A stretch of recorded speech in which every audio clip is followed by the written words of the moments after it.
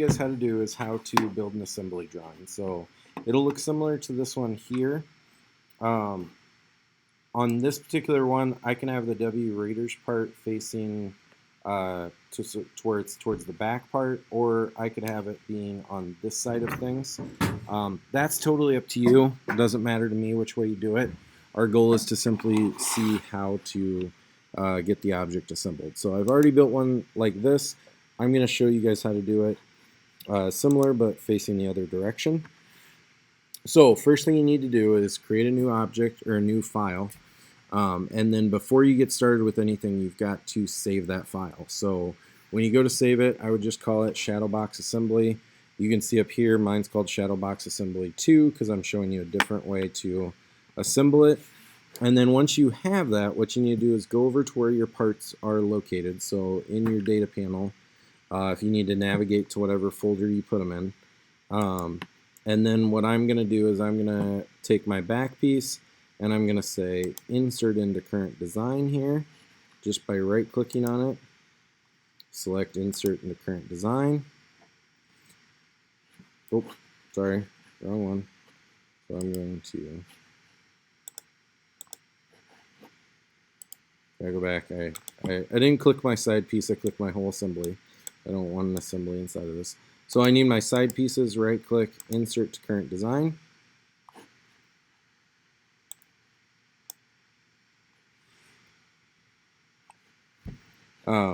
So once you have your individual parts, technically we need 4 of these. So an easy way to go through and do this is if I take my side part, if I hit Control C and then just edit paste.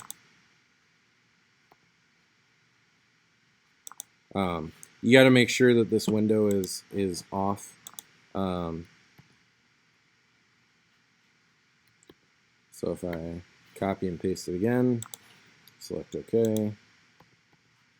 And so I just want 4 pieces in here. And if I'm curious where those different pieces are, when I pasted them, they just pasted right on top. So I should have 5 pieces when I'm all said and done. So with my back piece and with that panel gone here, I need to come over here to my back piece and I want to right click on it and go up to ground. Because what ground means is I can't click on this piece and move it anymore. All these other pieces I can move around. When you're building an assembly, it's really important to ground one of your pieces. And the way you can tell is you get this thumbtack here that shows that it's grounded.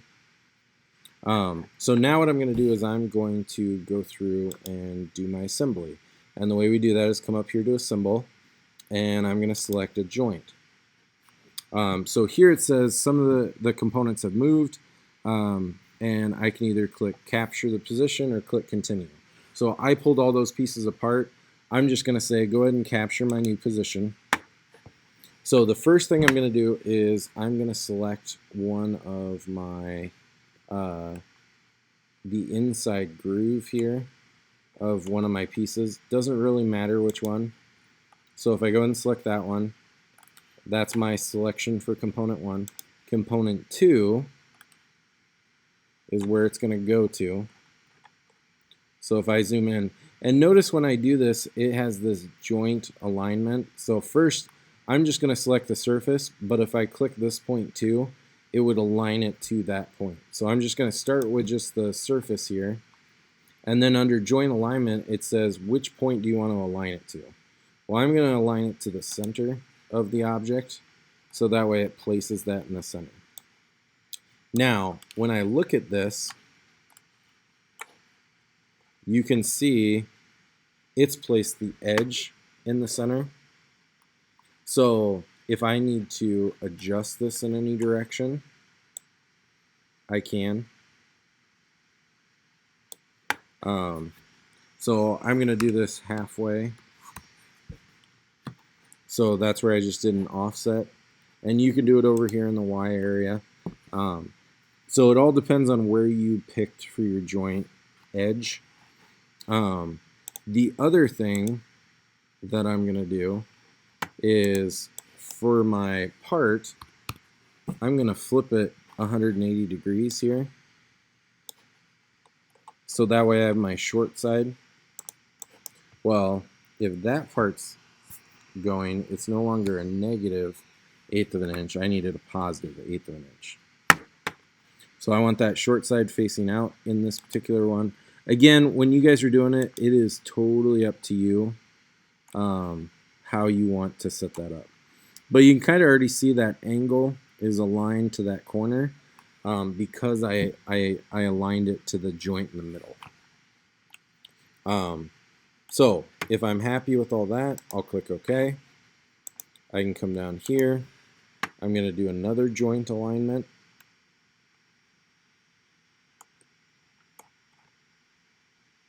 I'm going to click, and notice here I'm going to click the middle part, that middle point right there. And then in here, I can just choose a side, and then I'm going to click that same middle point right there.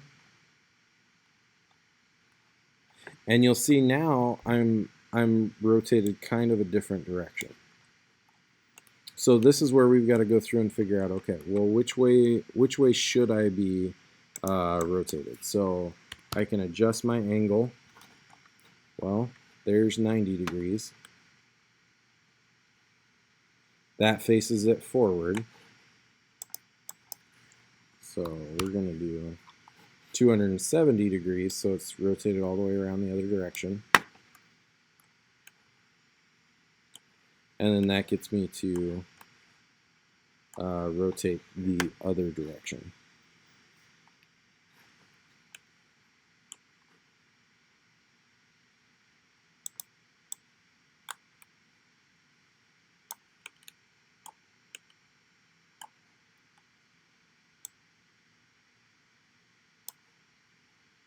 So what I want is it should be lined up at 0 because I clicked those two midpoints. So I should be okay. So I'm just going to click OK. And then see how that miter line lines up. And then I'm going to go ahead and do my joint assembly again.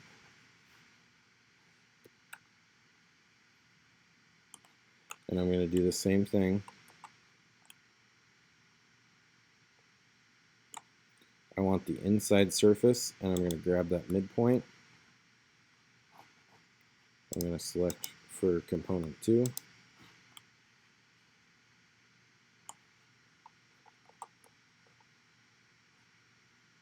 I'm going to do that same midpoint.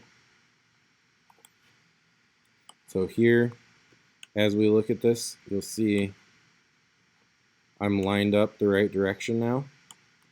So I actually don't have to change anything with this one. So I can just select OK. So then I just have my last side to do. So I'm going to rotate so I can see that part. Select my joint. Again, click the middle part there. I'm going to select my other part. Click the middle part there. So this one, it does have some issues, so I'm going to try. I can go 90 degrees. Well, that's close, but not quite what I want. So I'm going to go 270, rotate it the rest of the way around, and then click OK. So it all depends on your orientation, how it looks, but you can see now I've got it with just a small reveal instead of a large reveal, and my larger reveal is on the back. And when you guys are building it, whether you do it to where it looks like this with the large reveal in the front or in the back, that is totally up to you. But what we want is a finished assembly that shows how we would assemble it in real life.